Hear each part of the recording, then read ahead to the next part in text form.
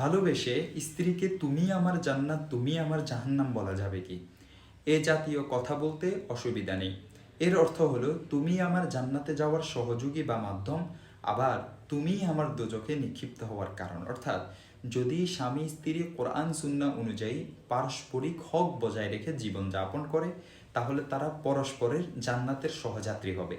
ইমাম মালিক রহমতুল্লাহি আলাইহি তার মুয়াত্তা গ্রন্থে হাদিস নং 954 বর্ণনা করেন, হুসাইন ইবনে মুহসিন রাদিয়াল্লাহু তাআলা আনহু থেকে বর্ণিত, তার ফুফু রাসূলুল্লাহ সাল্লাল্লাহু আলাইহি ওয়াসাল্লামের কাছে এলেন। তিনি বর্ণনা করেন যে তার কাছে রাসূল সাল্লাল্লাহু আলাইহি ওয়াসাল্লাম জিজ্ঞেস করলেন, তোমার কি স্বামী আছে? তিনি বললেন হ্যাঁ। তিনি পুনরায় জিজ্ঞেস করলেন, তার সাথে তোমার কিরূপ সম্পর্ক, কেমন সম্পর্ক? তিনি বললেন, আমি তার খেদমত করতে এবং তাকে সন্তুষ্ট করতে চেষ্টা ত্রুটি করি না, যদি কোনো প্রতিবন্ধকতার সম্মুখীন না হই।